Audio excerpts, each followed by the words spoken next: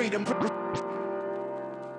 freedom, freedom over fame, freedom over cycle stays the same. Welcome. First of all, welcome. This is Unsolicited Perspectives, and I am your host, Bruce Anthony. Thank you for listening and watching wherever you get your podcasts and video podcasts. Subscribe, share, like, comment, and rate us. You can find us on Instagram, YouTube, and Twitch at unsolicited_perspectives. You can find us on Twitter and TikTok at unsolicited_PER. Watch us live now. Watch us live every Thursday night, 7:30 p.m. Eastern on Twitch and YouTube. Our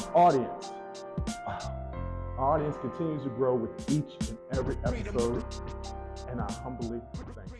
On today's episode, it's the Sibling Happy Hour. I'm here with my sis, Aundrea. We're going to be talking about affirmative action, Biden and homelessness, and an anti-trans bill blocked by a Trump appointee. But first things first. Hey there, podcast listeners. It's Bruce Anthony here, and welcome to another episode of Unsolicited Perspectives. Today, I want to talk to you about something that's been on my mind lately, the importance of staying hydrated and taking care of ourselves. Whether it's prioritizing our health and wellness, or gearing up for festival seasons, or just gearing up for whatever season or time of year, there's one brand that's been my go-to for all things hydration, Liquid IV. Speaking of health and wellness, let's dive into how Liquid IV can fuel your well-being. Imagine starting your day off right, feeling refreshed and energized. Liquid IV Hydration Multiplier is the missing piece in your daily routine.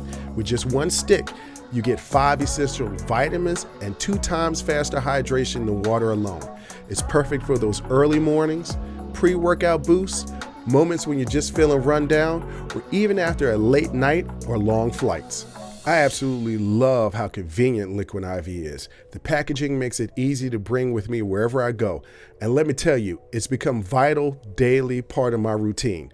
The flavors, let me tell you something, they're incredible. From refreshing sea berry and strawberry lemonade to classics like lemon lime and watermelon, there's a flavor for every preference. It's like a burst of hydration with a hint of deliciousness. Picture this. 1 stick of Liquid IV mixed in 16 ounces of water, hydrating you 2 times faster and more efficient than water alone. And with 12 mouth-watering flavors, you'll never get bored with your hydration routine. Plus, Liquid IV is packed with 5 essential vitamins: B3, B5, B6, B12, and of course, vitamin C.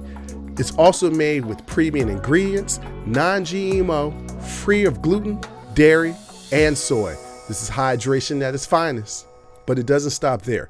Liquid IV believes that access to clean and abundant water is the foundation of a healthier world. That's why they partner with leading organizations, finding innovative solutions to help communities protect both their water and their futures. It's incredible to know that Liquid IV has already donated over 39 million servings in 50 plus countries around the world. They truly walk the talk. Get 20% off when you go to liquidiv.com and use code UNSOLICITED at checkout.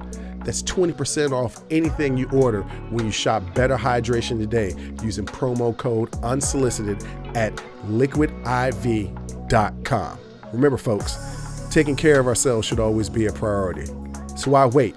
Head over to liquidiv.com, pick your favorite flavors, and experience hydration like never before. Stay refreshed, stay hydrated, and keep rocking those unsolicited perspectives.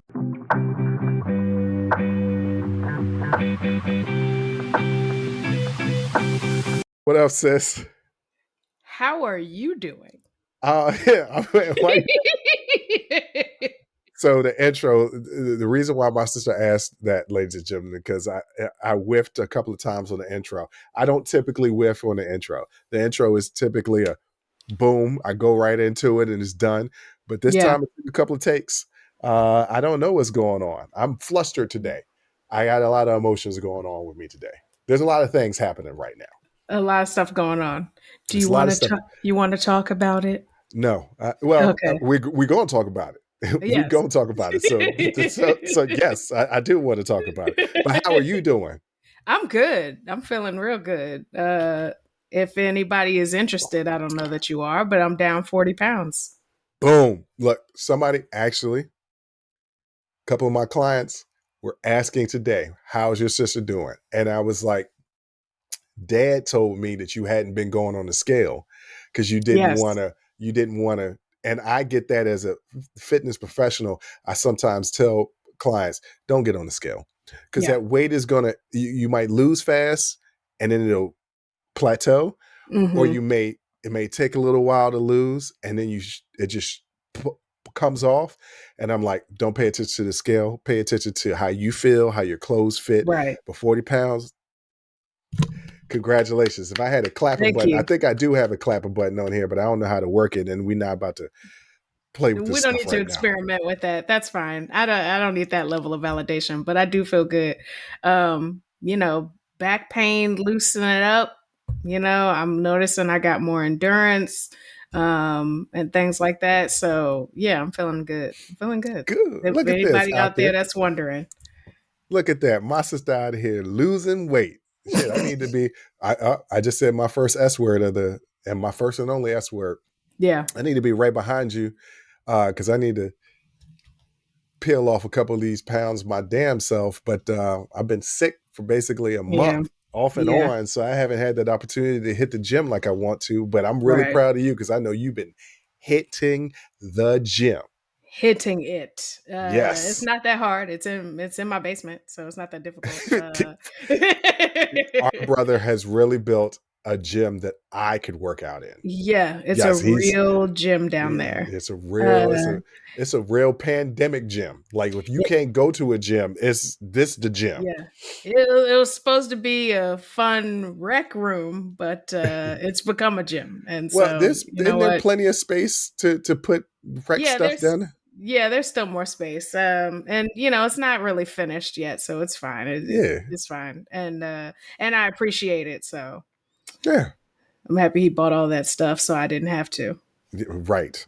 Shout out to our brother. Our brother, I just literally got off the phone with him. He called me because he's at mom's house right now cleaning Hmm. out that garage. And more power to him because I'm not going in that garage. I had to go, probably it was like a year ago, to clean out a bunch of my stuff Hmm. that I had stored in mom's garage. But I was like, look, I'm only going in here one time. It's spider webs in there. That's where I was waiting for. The Yeah, spiders. It's the spiders you don't it's want a to call lot them. of spiders up in there. A lot Yeah. of them. Like a lot. It's a detached garage. Like it's Right. gonna be full of spiders. I don't know And what no, to tell you about and that. mom doesn't park the car in there. Like nothing, like it doesn't go. No, nobody hardly ever goes in there. It's just been Yeah. used as a storage thing, but he's in there cleaning it out. Yes. So He did that. He did that for my basement. He power washed the floor, and put an epoxy down and he did a whole bunch of stuff down in the basement. So he kills the spiders. yeah, There are spiders. I hear him and down there. snakes. There are no snakes. There are no snakes in my house. Well, the snakes outside of your house. There are snakes outside of my house, but yes, my house is backed up to the woods, so there's going to be some snakes. There's all kind of various lizards. I think I saw a coyote once. I'm not 100% sure. You got the Teenage Mutant Ninja Turtles back there. Pretty much, yeah. Yeah. Yeah. Splinter and Shredder. I seen them all. Was Splinter was a rat. Yeah, I said I seen them all. Okay. I said what I said. Our brother should really be doing that. Should be, I mean, he's a for real professional, but like he can legitimately start a company that's just like, hey, we're gonna go through and do trash removal and gut your place and clean it out. Yeah. Like he's good at that type of stuff. So shout out to him. Let's stop all the diddly daddling. What is your obsession with the word dilly dallying? I Because don't know. this is now the third time I think that you've used it. Yeah. And I gotta say I'm not a fan. Well, I'm just showing my age. That's all. Yeah. I'm embracing my age. That's what it is. You're not old. I'm not young. No. so I don't know what I am, but I'm not. Just alive. There's an age where you're not old, you're not young, you're just kind of alive. And I think that's where you're just an adult. Yeah, I'm a full-fledged adult, except for the Yeah. fact that I still like video games, cartoons, Well, you know superheroes. where that comes from. Where? It comes from being denied these things as children. But we weren't. I wasn't denied these things. But a lot of people in their adult life buy all the stuff that your parents used to say, you got McDonald's money, you got video game money, you got this. So now that we do have the money because we are adults now, there's nobody telling us we can't have these things because we don't have McDonald's money. And so now we're going out and we're buying the things. Yeah, I get it. That was my Jordan obsession I had for years. The pandemic stopped that.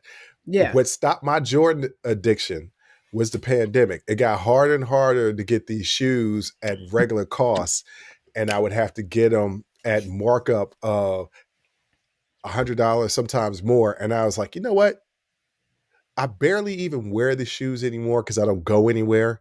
And it's also getting to the point where I'm probably too old to be wearing them. Even though I still, when we went out, I'm bordering. And not because like I feel like there's an age attached to sneakers, but because those are not, orthotic. They're not. Listen, you gonna mess around, get some heel spurs and stuff, like messing with them sneakers all the time. Look, you better get you some orthotics. Jordan is not a sponsor, so I can say that them shoes are not comfortable. No. And they don't look comfortable. And you don't want to scuff them, so you walk real gingerly, anyway. But once again, I said diddly daddly. Okay, Ned Flanders, it's dilly dallying. Okay, whatever. Let's get to the major announcement today. Like I said, we filmed the episodes on Thursday. It airs on Friday. And the major episode was basically Supreme Court striking down affirmative action. Yes. As far as being used for college admittance. Yes. So according to the Washington Post, the Supreme Court on Thursday held that race-conscious admissions programs at Harvard and the University of North Carolina violate the Constitution's guarantee of equal protection. This is a historic ruling rolling back decades of precedent. And I think it's time we start investing in our HBCUs, y'all. Like, we got some strong HBCUs that are really churning out some amazing graduates. I went to one for 1 year. It was 1 year. It was 1 year. And then I came home for various reasons. But we need to start investing in our HBCUs. I'm interested to see what effect this will have on particularly white women. It won't have any effect on white women. None. Because it wasn't, only the race part of affirmative action was struck down, not the gender part. That's right. So this was specifically to disenfranchise Black and Latinos.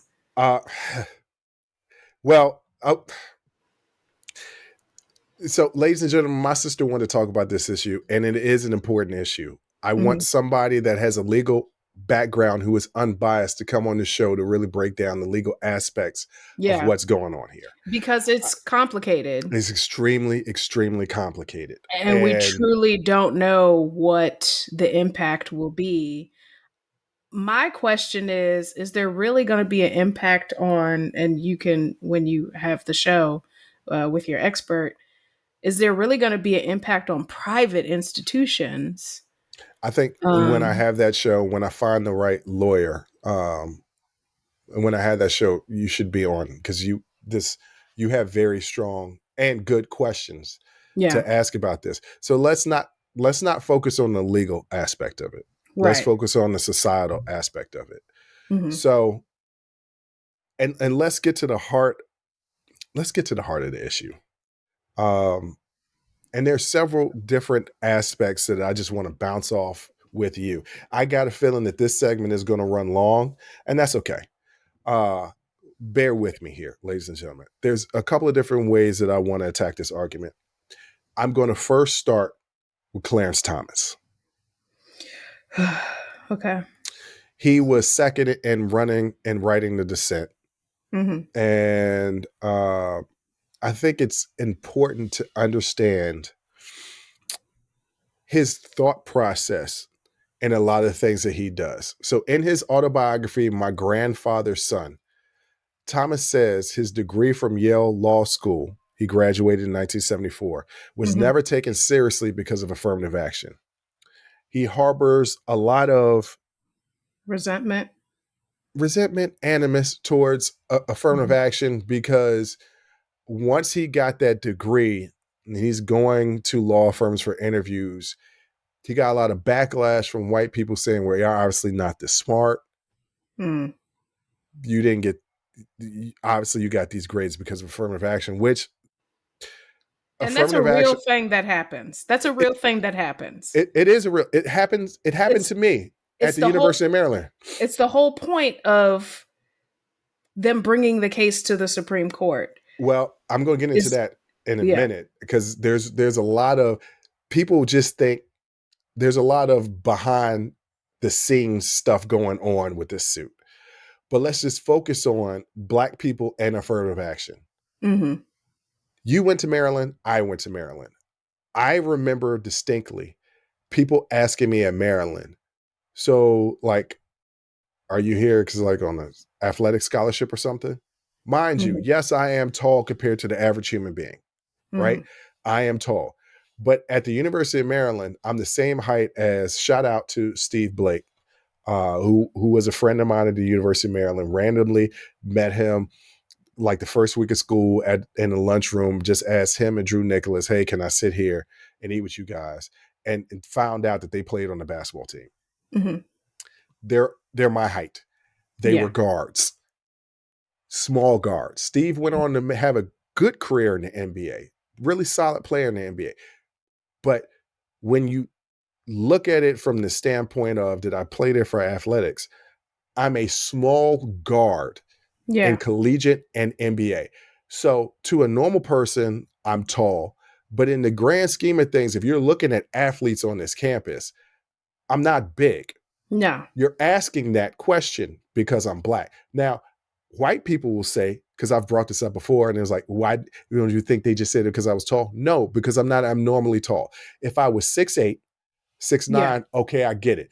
If I was as big as I am now I'm built like a football player. But back then, like I was 200 pounds soaking wet. Like I was not big, right? So I didn't look like an athlete. Well, maybe I did look, I always have an athletic build, but no, they didn't ask me that because I look like an athlete. They asked me that because I was Black, because it was specifically white people asking me that. And white people, specifically because just like the term woke, just like social programs like welfare, food stamps, housing support has been co-opted by rich white people of saying that this is something that minorities use. These are entitlement programs. They use those words specifically, entitlement programs for them. Which is statistically untrue. Statistically untrue, but it's that narrative that they use. Yeah. So they use the narrative of affirmative action to basically mean quotas, which they're two completely different things. Quota is not a thing. It hasn't been a thing for a very, very long time. Quotas is, there is no token Black person in a corporation anymore or in a school. That isn't a thing, and they equate that to affirmative action. So white people are thinking, well, if that's the case, then that spot's being taken away from me, and I'm more deserving of that. So that's the reason why they say, and mind you, I'm not saying all white people are like this, but in this particular argument, this is a white person based argument. You're talking about political white. Yeah. That's their point of view. Like, oh, this is a spot that should be mine that's taken away, which should not be yours. And the merit of which this spot has been not given, taken by a minority. And when I mean taken, not literally taken from you, taken as they gripped it and they grabbed it from your clutches because they were so exceptional that universities had no choice but to say, no, we got to let this dude in. Mm-hmm. We got to let this female in because they're exceptionally better. Look at where they came from. But that's been the argument. Yes, And that's been the that's been the narrative that's been narrative. painted. That's been the Yes. narrative. What do you think about what I just said, as far as looking at it from Justice Thomas' perspective, where he was just like, see, they use this against us? I think honestly, and my stomach is churning as I say this. I think that's a fair point. However, that's a fair point on an individual standpoint. But what we're talking about is a political issue. And again, this is somebody taking a political issue and personalizing it. Mm-hmm. In the past, you have exceptional people of Black, Indigenous, and people of color applying to institutions of higher education and being denied on the basis of race. The only thing affirmative action says is that you are no longer able to do that. Thank you. Say that again for the people. Say that again for the people who don't understand, who think affirmative action is based off of quotas. Say that again. Affirmative action is not saying you have to admit a certain number of Black people. What affirmative action says is you're no longer able to discriminate against students on the basis of race. So what does striking down affirmative action now mean? So not only does striking down affirmative action have this resulting consequence, but also you notice the concerted effort against DEI. Yes. That's happening in education now as well. There is not just that, but this issue with CRT, even though CRT is not taught in elementary or middle schools or high schools. Once again, the narrative. It's a narrative. This battle against teaching Black and African American history. It is a concerted effort on several fronts to whitewash our education system and to push certain people, particularly Black, Latin, and Indigenous folks, out of, and when I say Latin, I mean Black and Indigenous, because there are white Latinos. So, and the Ted Cruzes are not included in this argument, but I guarantee he uses Latino when it benefits him. Sure, when it benefits him. Yeah. When it benefits him, but I'm rarely does he lean into that. I have not seen any evidence of him leaning into it, aside from where he goes on vacation. I've just not seen it. So it is a concerted effort to push out Black and Indigenous people from our education system, from the narrative of this country, from the fabric of this country. So I'm going to piggyback what you just said with a statistic. But before I say that, once again, for those people out there listening, explain to them how affirmative action is used in the college admittance situation. I know I said that really eloquently, but y'all know what I was trying to say. Let's move on. You almost cuss. Almost. You caught it. I caught it. Yeah, I caught it. I'm proud of you. I'm proud of you.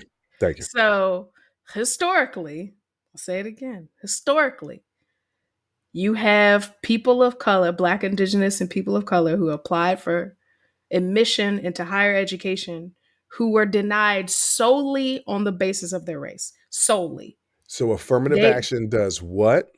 Affirmative action just says you are no longer able to do that. You are no longer able to prohibit the entrance of eligible students, scholars, into your institution solely on the basis of their race. And what is it not again? It's not a quota. It's not a quota. Okay.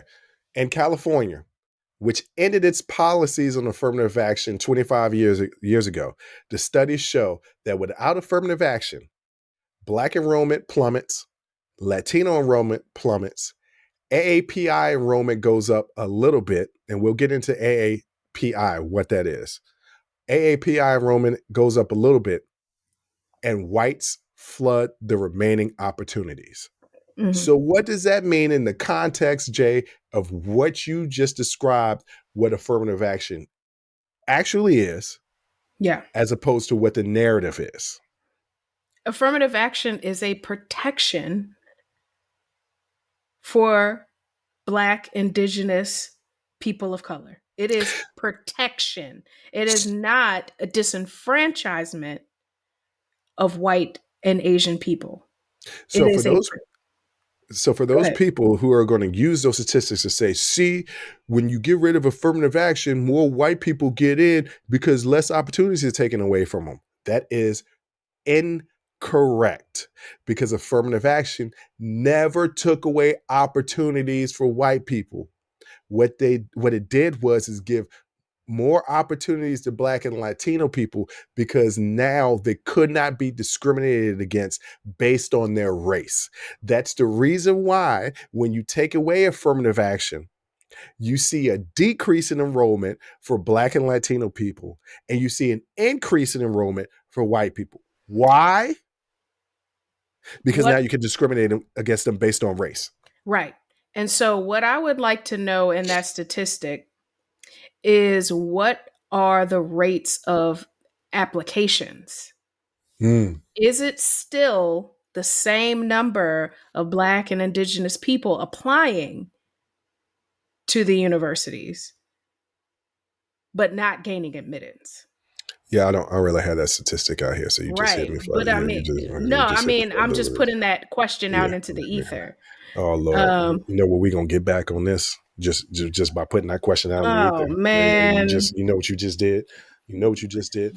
Gotta So get some going back, hateration in this dancery. but going back on the race and gender aspect of how they got rid of the race aspect of affirmative action, not the gender aspect of affirmative action, because once again, when the narrative has always been affirmative action is about race. No, affirmative action has been about race, sex, and gender. Mm-hmm. That's what affirmative action has always been about. There's a reason why affirmative action wasn't specifically done after the 14th Amendment, which is what Justice Roberts based his decision on.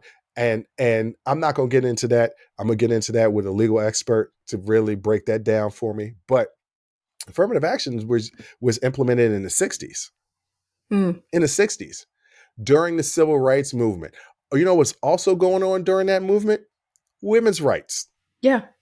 So affirmative action was for race, gender, and sex. I had to explain this to a young white lady in my government class in 2001 at the University of Maryland when we were arguing affirmative action. And she was like, I don't understand why we need it. She was basically using the narrative that it's race-based. And I Right. said, you're probably in this institution because of affirmative action. She said, I'm not Black. She said Black, right? Mm-hmm. She didn't say Yes. person of color because it's 2001 or 2. So she said Black. Right. And I said, oh, you don't know affirmative action is gender as well and sex. So it helps women. To prove this point, historically, the primary beneficiaries of affirmative action have been white women. Mm-hmm. Women held only 35% of bachelor degrees before affirmative action. When affirmative action was introduced, you saw an increased enrollment of women in general enrollment in college, so much so that now women, more specifically white women, outpace men as far as admittance into institutions and graduation rates. Yeah. So don't worry, white women out there, when you say it doesn't affect me. It will, because now the argument can't be used, this Black person took my spot. The next argument will be, this woman took my spot. Mm-hmm. Now we need to strike this down as well. I thought that solved the problem when we got rid of race. No, we didn't get rid of all affirmative action. Gender is next. I'm telling you, it will happen. It will happen because they Yeah. can't use people of color to say anymore, they took my spot. Right. You can't use it. This But is the thing, and I've said this before, that the things that benefit the folks at the bottom, the benefits trickle up. yes. So when you get rid of, we're saying this with this striking down of Roe v. Wade, right? When you get rid of the protections for the people at the bottom, you think it's going to benefit the people at the top. But what you're going to find is that the people at the bottom are the base, they're the foundation. And if that erodes, the whole house of cards comes down. So this will have a much larger effect in the long term than they think it's going to have. Yeah. And Well, so we gonna sit back and watch and kiki, because at the end of the day, Black folks, Indigenous folks, we gonna be all right. Like we're going always to be are. here. We're going Always to are. be here. We are Yeah. not going anywhere, and we are going to keep excelling. We are going to keep thriving in spite of. Listen, hey, we used to be enslaved in this country. Mm-hmm. Do you really think that this is enough to slow us down or to take us down? It's truly not. Can't nobody hold us down. Oh no. Oh no. Because we got to got keep on moving. Look, you would think, but this is also the fear, right? Mhm. The fear by people that look at this, and ladies and gentlemen, I cannot stress enough. I have to keep reiterating: we are not attacking all white people here. We're not. I'm We're specifically not attacking attacking white people at all Well, because no, I'm attacking a specific.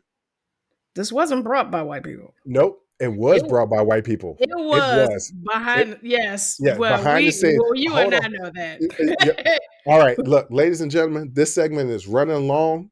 I'm going to end it with this, and we're going to continue on with this in the second segment and then get to the other stuff. But this is what I will say before we end this segment. I'm not attacking all white people. I'm I attacking will white not. supremacy. I'm attacking white supremacy, and I'm attacking rich white people. Because if anybody studies the history of this country, rich white people have always pit others against others. Mm-hmm. When we think of the term white is an American term. Yes. White was not established in the European countries. No. It was established here in no need. America as they settled, Mm-hmm. right? When you were over in European countries, you weren't As white, they black, or colonized. right. When you were over in European countries before America was discovered, for those people watching on YouTube, I'm putting that in quotation marks because people was already here in America. Before Mm-hmm. America discovered, there was no white. You were British or French or Italian or Moroccan. Like that's what you were. There wasn't a color thing. A color thing established itself here in this country in the 1600s. It was established basically in Virginia during the Bacon Revolution. Now, I can get into the history of Bacon Revolution, but y'all just Google it because it's going to take too long to explain it. But basically, this is basically what happened. Black people and indentured white servants joined together to start a revolt. Mm-hmm. When you read about who they revolted against, you realize how rich white people will pit minorities against each other, because what they were really doing were attacking Native Americans and running them off to steal their land. But it scared the hell out of rich white elites to realize that enslaved Black people and white indentured servants could join together to revolt against a class of people, right? Mm-hmm. Mm-hmm. Because maybe, just maybe, they could revolt against them. That's when they established what white was. Right. Okay. And then they started to do away with indentured servitude and ramp up slavery to put a divide between what was white and what was Black, saying basically white was superior, Black was inferior.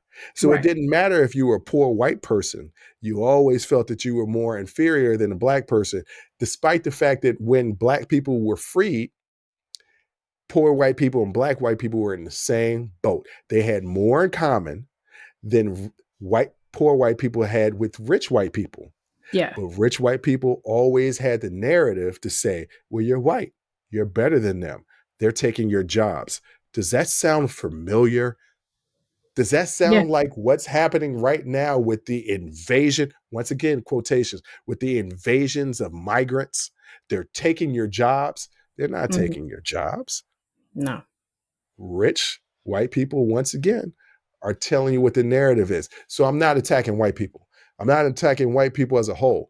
I'm attacking rich white elite that want to paint a narrative to maintain power.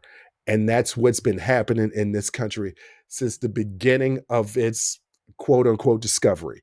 And if you go back and look at every single war that we fought, French and Indian War, right? Then after that, look at who side the other person was on. Mm. We would often merge, white Europeans would often merge with a particular group to fight another group.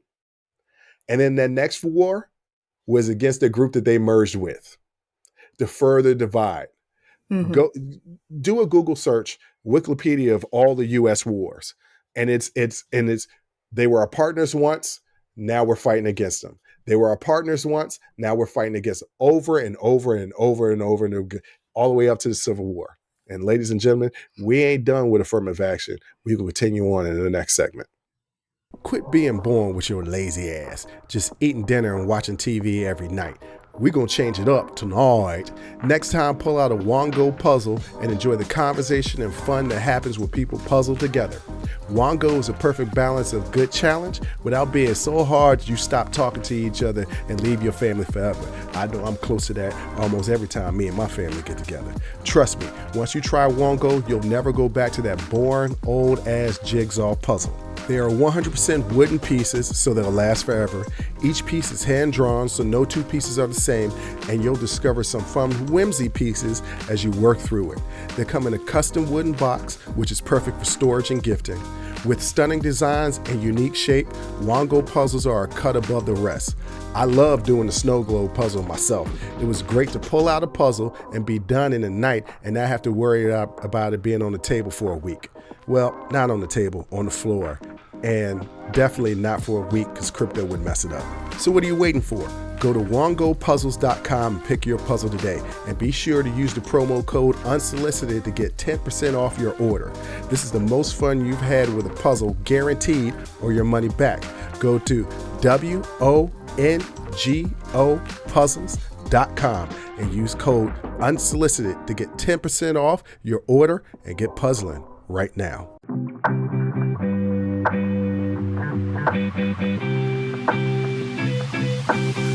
All right, Jay. I know we said that we was just going to touch on the affirmative action case, Not but I we. went on a You I know, said. I did. But this is But literally it's an important topic and it's a sensitive one. So I understand. it's I say it's my thesis on America.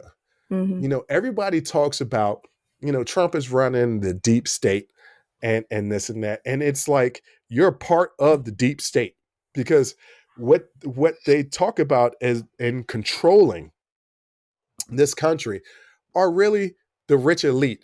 And I'm going to say majority white because the majority of this country's wealth is maintained by white people. But there are absolutely rich Black folks that Yeah. are perpetuating those.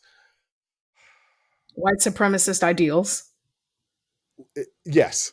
Mm-hmm. Right. And Clarence Thomas is one of them. I understand Yes. that he felt bad that he thought affirmative action tarnished his law degree, but you don't climb the ladder and then pull the ladder up. Right. Okay. Don't climb. You don't understand. If for those people that don't understand what I mean by that is he climbed the ladder. He made it. And instead of keeping that ladder there so that the next people could make it as well, he decided to pull this ladder up and Hmm. say, well, no, we're going to make it harder for you when it was easier for me. But Such a when I talk, boomer thing to do, by the way. true that. It's also his generation. But when I say the money behind the scenes, and we say the AAPI, who originally brought this suit, and do you want to explain to the people what the AAPI is? Asian American Pacific Islander? Yes. Yeah. So when we say AAPI, that's what we mean. Okay. So it was a group of people in the AAPI community that brought together this suit. And you say, well, if they're being discriminated against, they're people of color. True. But it was backed by Ed Bloom. Who is Ed Bloom? He's a conservative legal strategist known for his activism against affirmative action based on race and ethnicity. Notice what I said there. He is Mhm. against affirmative action based off of race and ethnicity, not gender. He's a white man. So he Mhm. still wants to make sure the white women are taken care of. Well, until it impacts him. Right. But he's the one who connects potential plaintiffs with attorneys who are willing to represent them in test cases, which he tries to use to set a legal precedent to combat affirmative action. He is the director and he is the sole member of the Project of Fair Representation, which was a organization that was founded by him because he's a soul movement. And according to its website, the project focused specifically on voting, education, contracting, employment, racial quotas, and racial reparations. And since the 1990s, he's been heavily involved in bringing 8 cases to the U.S. Supreme Court to combat affirmative action. Hmm. So when I say to you, this is about the rich white elite putting groups against one another Mhm. to make sure that they maintain power. He knew that he could never win this case if he kept bringing around just plain old white people arguing that this was racist.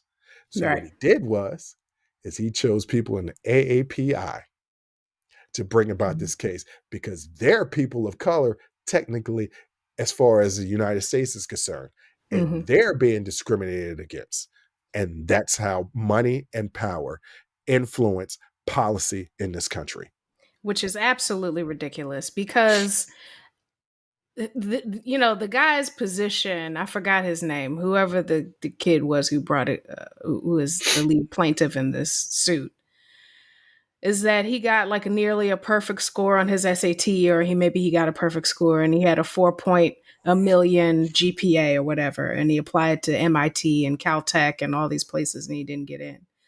Well, do you understand that the people who apply to MIT and Caltech are this country and, well, actually the world's valedictorians? Right. Every one of them. It's the best of the Nobody best. is the best of the best. Nobody is applying to MIT with a C average. I mean, there might be some people that apply. They dumb. They're hoping to slide under the radar, but nobody's applying to Caltech not having scored perfectly on their math on the SATs. So you're up against students who have the exact same profile as you. And you know what the difference for college admittance is for a lot of these people where the test scores are the same? Your extracurricular activities. Right. You know, that was one of the things that the guidance counselor used to tell us when we were in high school. Like, your grades could be great, but your grades are, you're competing against other people who have good grades too. Colleges want well-rounded student body, which Maybe means your what essay else did was you do? trash. Maybe your essay was trash. Maybe they don't care that you played tennis Right. or golf or Especially if you whatever. just, maybe nobody cares that you ran cross country, which isn't even a tryout. You just automatically on the team. Right. If You you know, could and just you run for an extended period of time. right. Like, there's criteria for all this. Jay, I'm gonna let you go ahead and wrap up this last bit of affirmative action because we have 40 minutes and we got 2 other topics to talk about, and we ain't gonna go. Oh, by the way, ladies and gentlemen, let me just point this out there. There will be no episodes next week. This is the last episode until July the 11th. And we're not going to run extra long, but maybe we might run a little long to give you a little bit more. But we are off next week. We're taking a Yes. vacation. It's a Sweet Lord, holiday. yes. It's you don't even work that much. I do way more work for the network than you do. You come I'm once a just, week. listen, it's a lot. It ain't a lot. I'm doing way I more than work you. hard.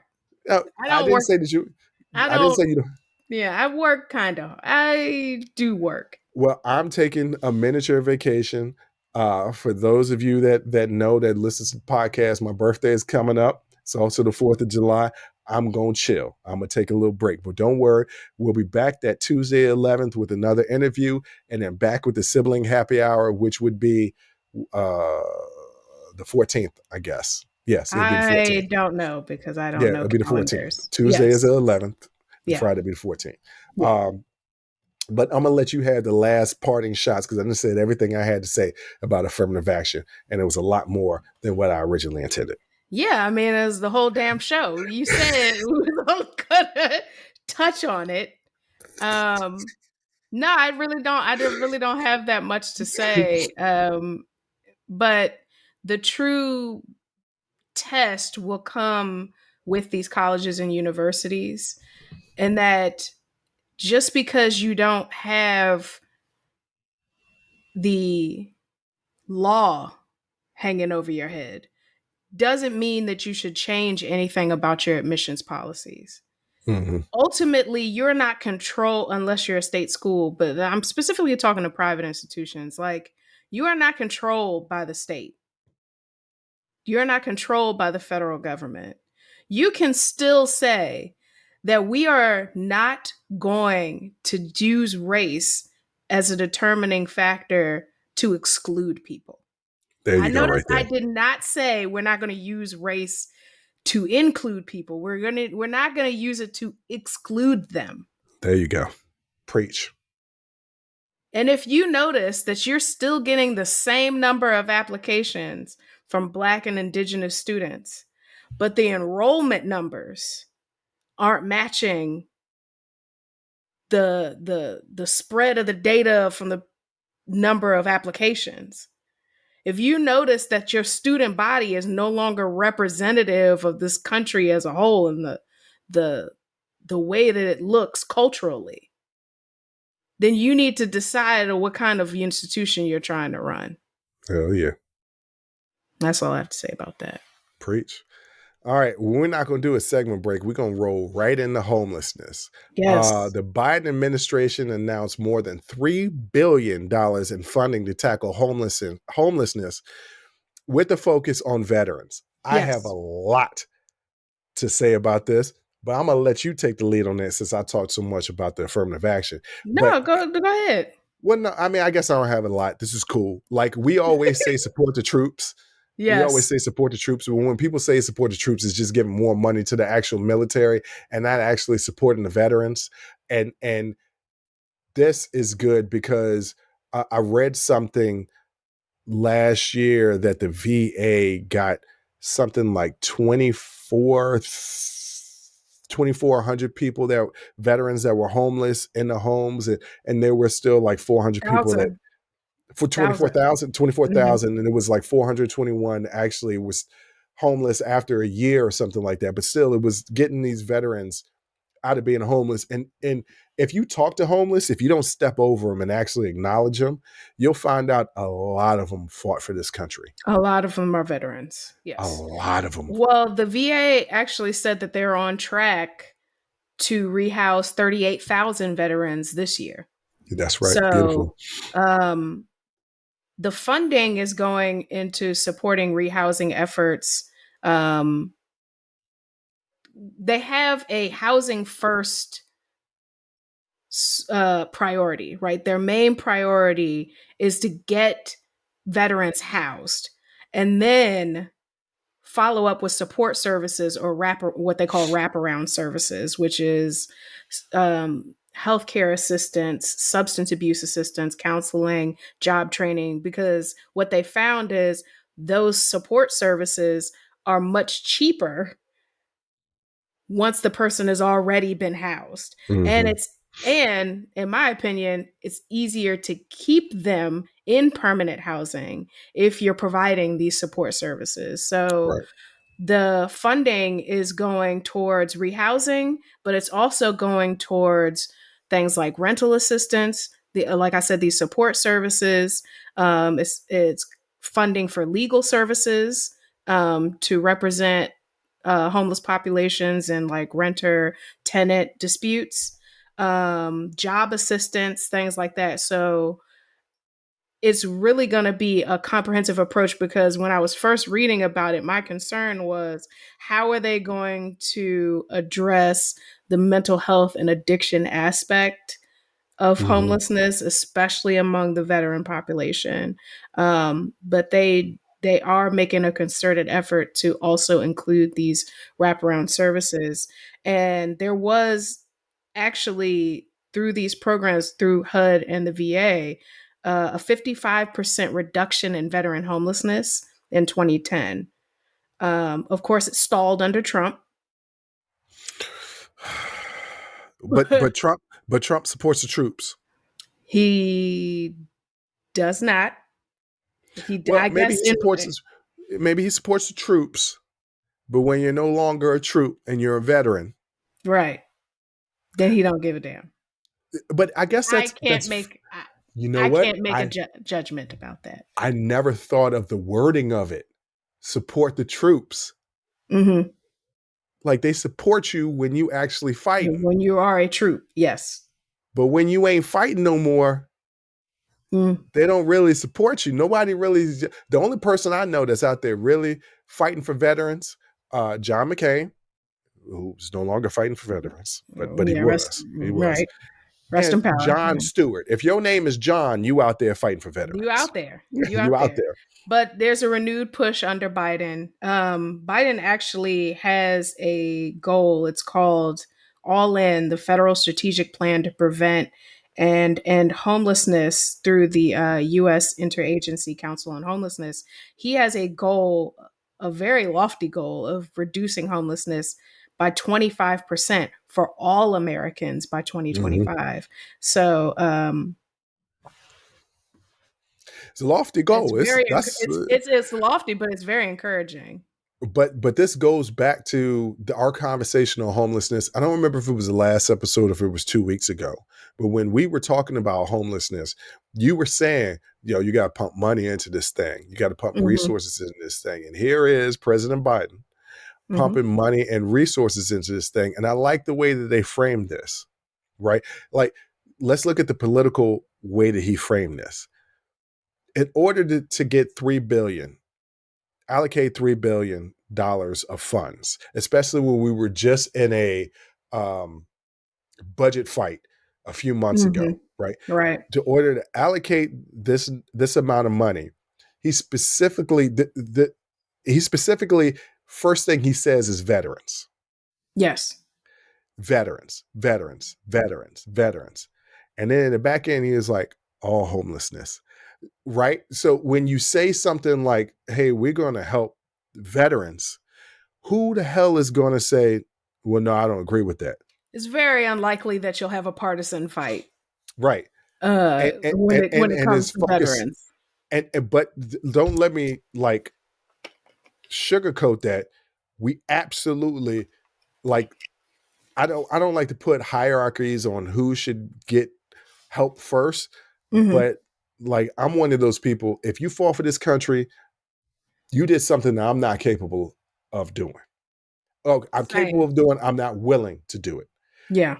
You come home, there should never be any reason why you should be homeless, on food stamps, on assistance of any needs. The government should be taking care of you. So Yes. when he says veterans, veterans, veterans, everybody is on board, and then he slips in all homelessness. And only a career politician could really, really get that, because Yeah. some of these young politicians was like, we need to end all homelessness. And you can make that a partisan issue. But when you Yes. say veterans, if you attack veterans in this country, you're automatically a pariah. So that was some smooth look. Y'all might think Joe is old, and he is, but he's still kind of He- sly. yeah. He's still kind of sly. Yeah, because you have some conservatives, including ones who were appointed under Trump, who believe that housing is an entitlement, is not a right. Mm, Um, and yeah. so you gotta be slick about it, You old gotta be. Joe. Oh, Joe. They Slick used to about call it. Bill Slick Willie, but we might have to call Joe Slick Joe. Slick Joe. They used to call him Crazy Joe. Now they go call him Batman. Okay, that's a reference from a movie from the 1980s starring Morgan Freeman. Was I alive? I don't know. Yes, Lean on Me, Ah, Joe Clark. Anyway, yes. Okay, gotcha. homelessness in America, Joe Biden.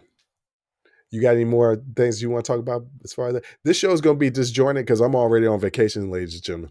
In your mind, you're on vacation. I'm Yes. in my mind, I'm on vacation right now. I'm No, not it's going it's nowhere, but no, I'm it's just on vacation. it's finally good news. No, it is good So news. I'm excited to see what HUD and the VA and the Interagency Council, which the U.S. Interagency Council is like 19 different federal agencies on this council, who did really some extensive research and work into what are some really strategic and more efficient ways that we can combat homelessness on a large scale, but also permanently. And obviously, the solution is housing. It's been difficult. There is a challenge because there's a nationwide shortage of low income housing. Um, but they're gonna work it out. When you got $3 billion, you can figure it out, You're going or to you figure can it out. find housing. You can find it. But speaking of good news, there was some more good news. Some Oh, more good there's news coming out of Tennessee. Yeah. yes, A yes, federal judge blocked Tennessee's ban on gender affirming care for minors. So yes. the Senate Bill 1, which is signed into law by Republican Governor of Tennessee, Bill Lee. Who Doesn't sounds that like an just, old West villain? yes. I mean, if that don't sound like, You just hear the spurs clinking and just like, here comes it's old Bill Lee. maybe because of Lee is the last name, but it sounds like a Confederate general, It Bill Lee. does. I Yeah, mean, it's just Robert E. Lee, you're right. uh, which would be Bob E. Lee. Yeah. But Bill Lee, same thing. Maybe it's just a cousin or It whatever. just sounds like a Uh, villain. so he signed the bill in March to take effect in July, and was sued by the ACLU. Look, let me tell you something. The ACLU was out there doing things. They sent me an email earlier asking for a donation. I'm gonna send them some money Hmm. because they out here fighting a good fight and they need our help. So basically, the judge struck down the law which was going to prohibit healthcare providers from performing on a minor or administering to a minor a medical procedure if the performance or administration of the procedure is for the purpose of enabling a minor to identify with or live as a uh, the minor's sex is identified as, because they identify sex as your genitalia, and that's not the same as Which is gender. so creepy. It's so creepy. Hey guys, how about we stop categorizing people by their genitals? Stop thinking about people's genitals. It's weird. Stop doing it. Especially when there are cases where people are born with both. But even beyond that, stop thinking about kids' genitals, weirdos. It is weird. But so the judge struck down parts of it. Yes. Parts of it. He struck down in Wednesday's ruling, the U.S. District Judge, and this is all from CNN.com. I know y'all people are going to be like, oh, you're only getting information from CNN. That's where this article is from, CNN.com. In Right. Wednesday's ruling, U.S. District Judge Eli Richardson, Now who was that sounds like somebody who fought for the union. he's a Trump appointee, Well, which he makes was. this even. Well, that is weird because usually Eli, that just sounds like somebody who It's a Southern I name. don't know. It's a It, Southern name. it yeah, but it definitely just sounds like somebody who fought for the Union. Well, he issued a preliminary injunction blocking the state's enforcement of a ban on such gender-affirming treatments as hormone therapies and puberty blockers. The ruling, however, allowed Tennessee to ban gender transitional surgery procedures. So basically, kids can still get the hormone therapy and puberty blockers, but they can't actually get the surgery. The Yeah, surgery is done. but honestly, and this is just not happening for minors. Like I just don't see where there's widespread like surgical intervention on minors. I just This is what I will say, and I'm probably going to take you back on my comment. I actually agree with this ruling in all aspects of it. yeah, but because there's just no doctors that are I don't see anybody saying to someone who is a minor and who doesn't you can't even sign up for service in the army. You can't drink, you can't rent a car, You but you can, can. if you get, you can sign up for service in the army. I think if you're 17, if you get parents' consent, 16 and 17, if you get parents' But consent. you still So, need your parents to sign off on it. Why? Because you can't make but that this is, decision yourself. but this is what they're trying to block is parent consent to get this surgery. And I am not for telling parents how to raise their kids, but at the Right. same time, I am for telling them, hey, look, don't be telling the education system of what they can and can't teach your kids because they know better what's going to help your kids in the future than what you did. Like, there's a reason why teachers go to school to study to be teachers. Parents aren't teachers. You can't just jump into the classroom and start teaching. You don't know what to teach. You don't know what's important. You don't know what actually you need that leads later on in the house in life. People swear up and down there was no reason for algebra, but I can give you many instances where algebra actually helps you. Serving for X, solving for X. Anyway, I'm not going to go into the weeds for this because we run a short on time. We already at a lot of time. And when I enter in the ads, oh, by the way, listen to the ads. I just need you to finish up your point because you were talking about teachers and I thought we were talking about gender affirming care. No, the point I was trying to make is I'm typically like to stay out of making decisions for parents that have to deal with their kids, right? I don't feel like there should be that parents should have a right in deciding what their children's actually curriculum should be.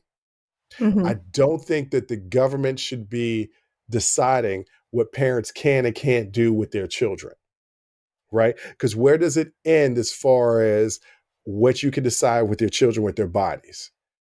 Does it get to a point where you say, well, they're not of age to pierce somebody's ears, or they're not of age to give somebody tattoos? I'm of the personal opinion, though, Mm-hmm. that sometimes people shouldn't be able to do certain things until they're at least of adult age. So I agree with the judge. Don't have no surgery on your children to fully transition them until they're adults. Because that's not happening. It's Right, just right. not happening. But Like all you it's need is one case, right? All you need is one right. case. You just need the And one then case, sure. But what I'm saying is it's just not happening. it Like isn't happening. Right. it's not It's not happening. happening. It's not happening. But also, there will be, and it will be a minor case. There will be a parent out there that had all girls or had all boys, and they wanted the opposite sex. So they're going to choose one of their kids to do it. To say that would never happen I can't say the is things that would never happen, but it's that kind of what if scenario that it's a slippery fuels slope. Yeah, I know. I know. I know. And I normally it's argue just against not this. happening. That kind of what if outlandish scenario of yes, there have been parents who have uh dressed their children.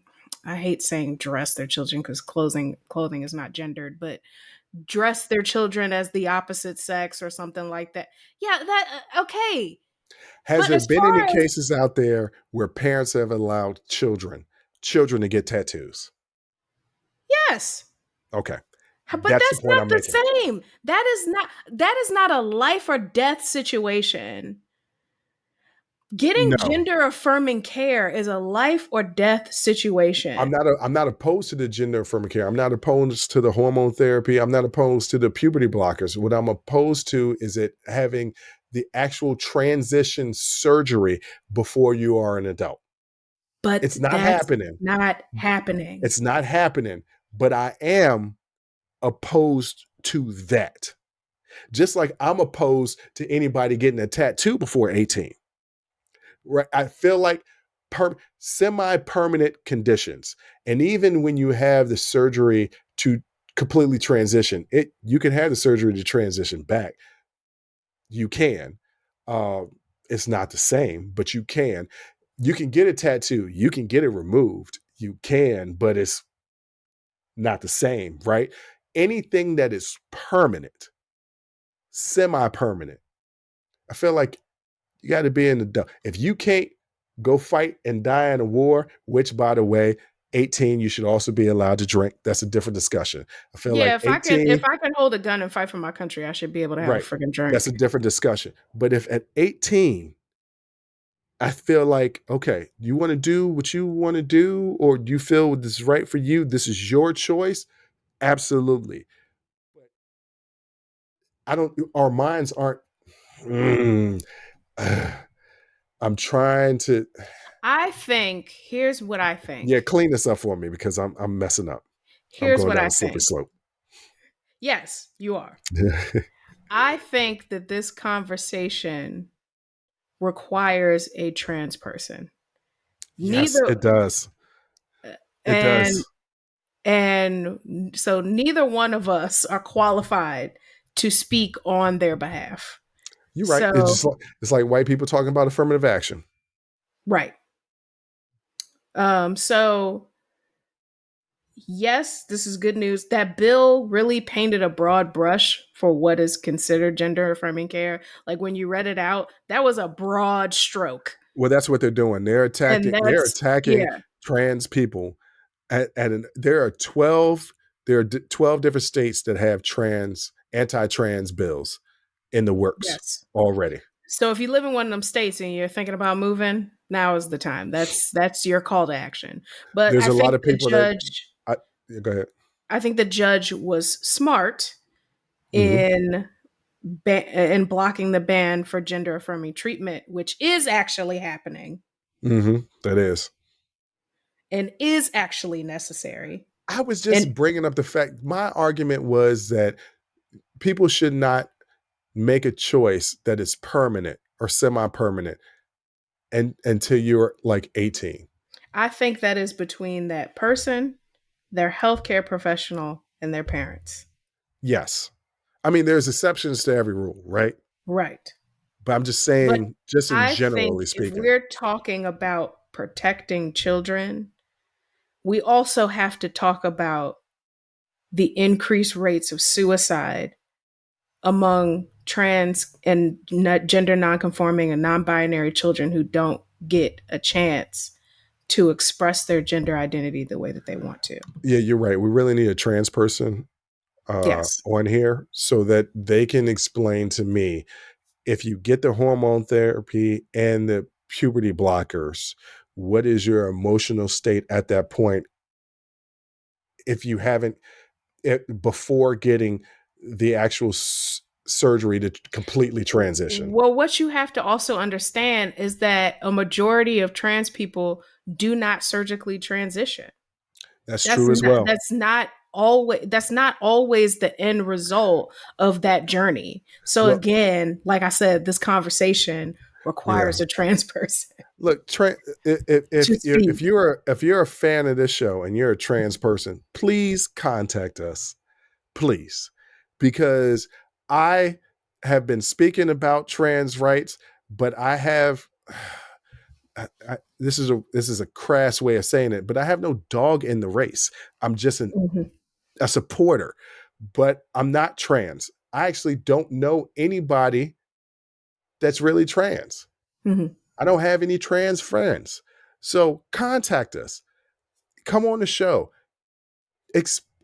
explain to the audience what it is your life is like so that we can all get a better understanding of this. Right. Look, I will put you on the show. I will put you on the show because I want to learn. I Yeah. want to understand better. And if I'm wrong about this 18-year-old thing, and you say, well, this is the reasons why, Jay, I would be like, oh, I was wrong about that. Okay, yeah, no, okay, that makes more sense to me. If I'm wrong, I'm wrong. I'll admit it. I'm not one of those people who believes that they're right all the time. I believe I'm right the majority of the time, but not all the time. So yes, I want to learn.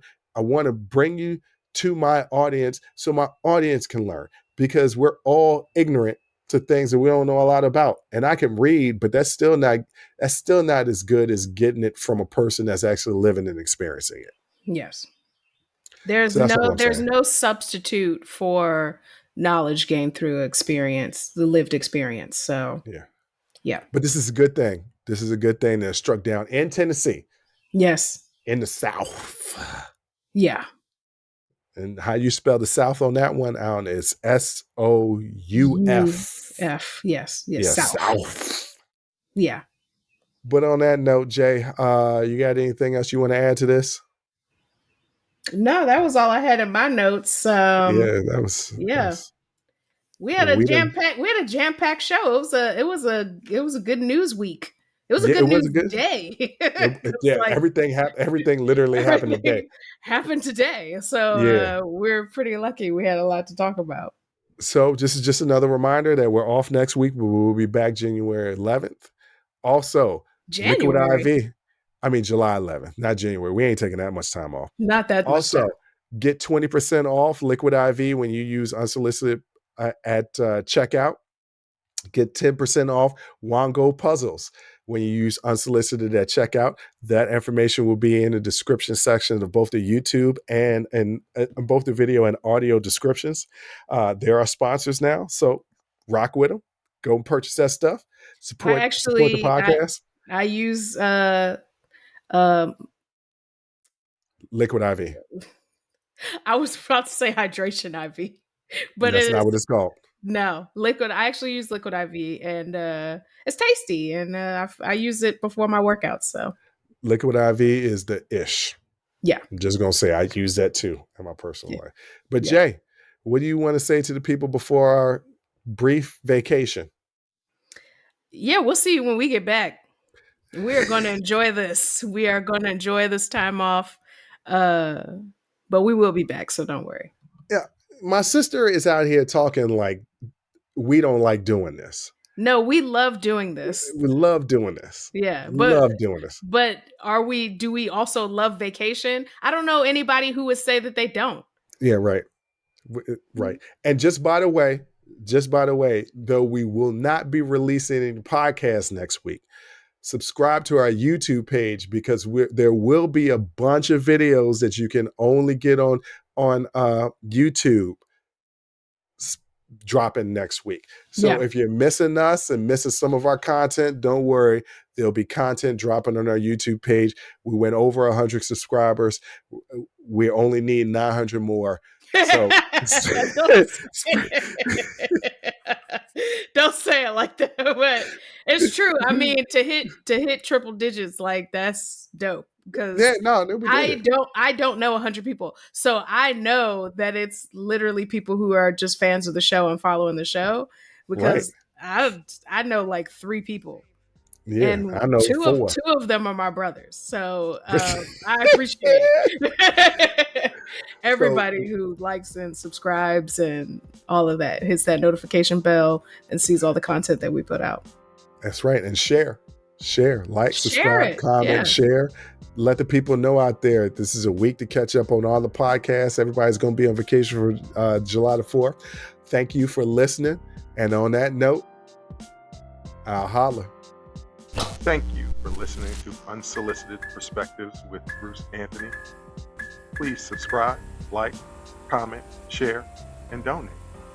Donations help us keep giving you this free content each and every week. Until next time, Audi 5000. Peace.